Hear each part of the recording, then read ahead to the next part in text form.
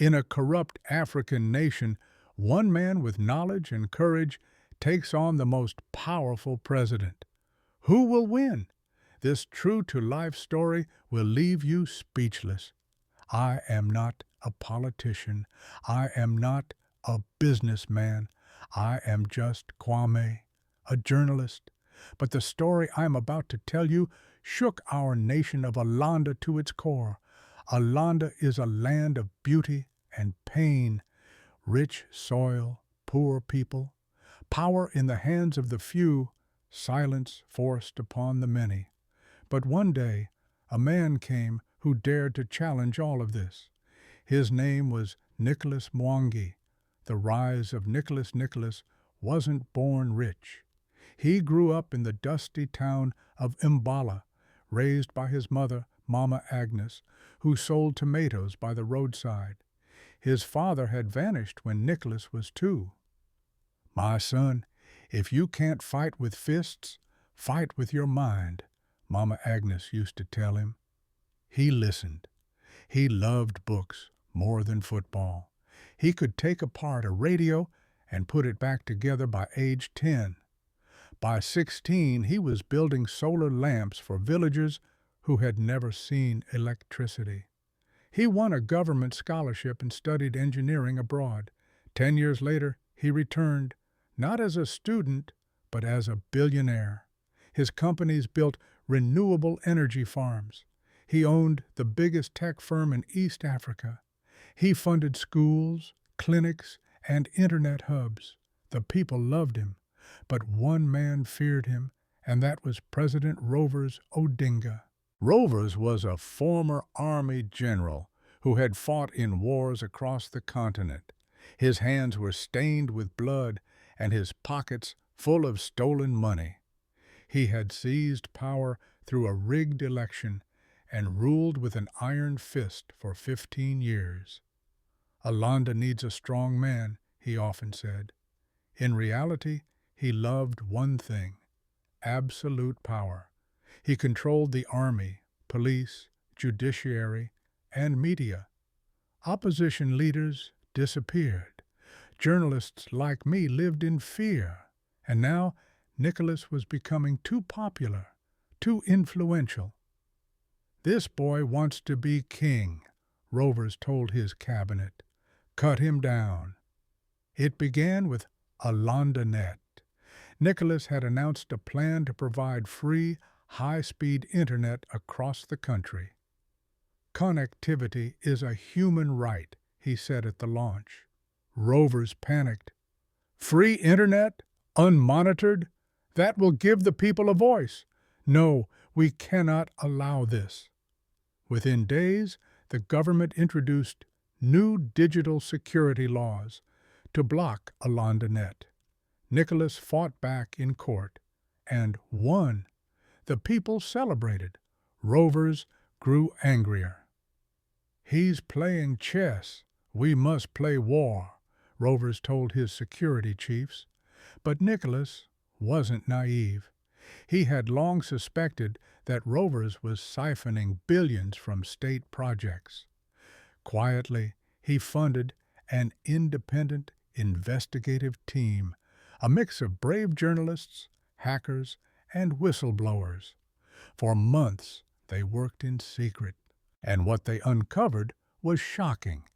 Billions hidden in offshore accounts, fake infrastructure projects, money meant for hospitals stolen, senior officials involved in child trafficking. Nicholas kept this information close, waiting for the perfect time. He, as a brilliant mind, knew when to strike. It happened at a National Innovation Conference broadcast, which was broadcasted live. Nicholas took the stage and began to speak. "Before we discuss the future, let us cleanse the past." With a click, documents and videos appeared on the giant screen behind him. "Here is where your healthcare money went," Nicholas said. "Here is the Minister of Transport laundering funds.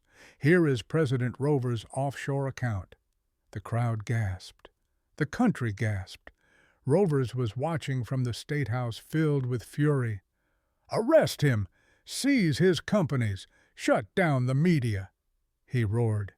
"He must know that I am the president, and no one messes with the president." Nicholas was arrested at dawn.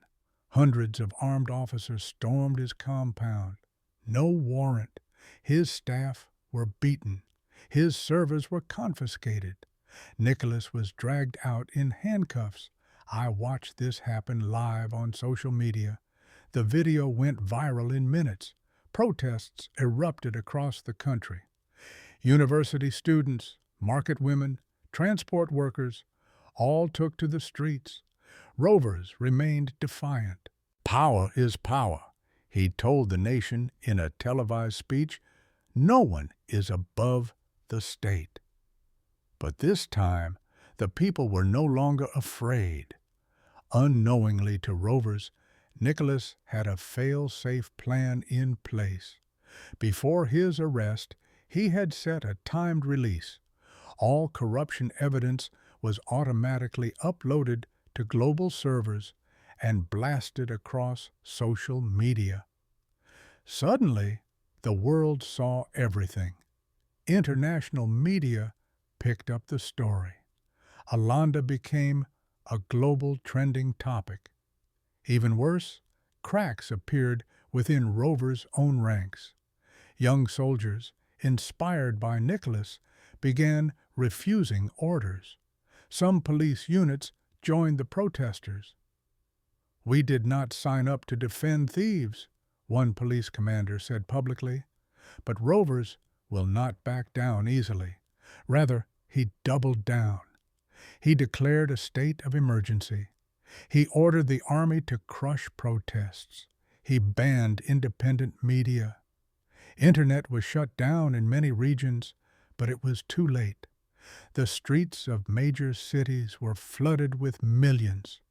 The Chief Justice, an elderly man respected across Alanda, spoke out. "If we allow tyranny to win today, our children will be slaves tomorrow. The judiciary will not be silenced."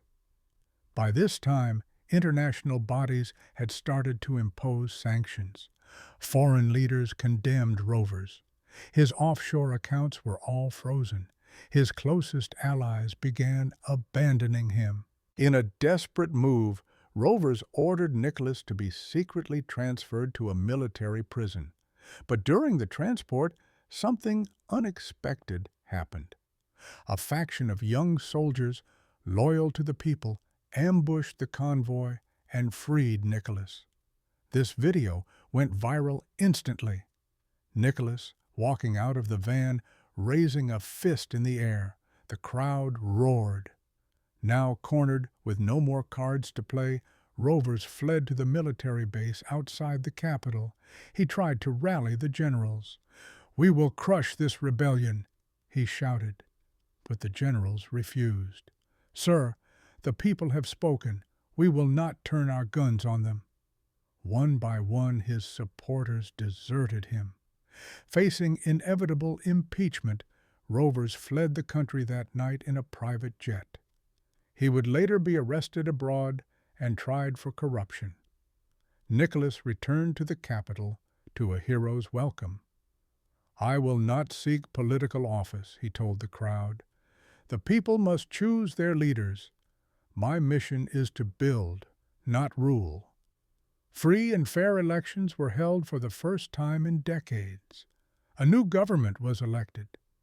Nicholas continued building AlandaNet, expanding schools and healthcare. He remains a powerful voice for transparency and innovation. Some say knowledge is power. Others say no, power is power. But in Alanda, we learned this: when knowledge empowers the people and the people unite, no tyrant can stand. This is not just a story. It is a warning and a hope for every nation.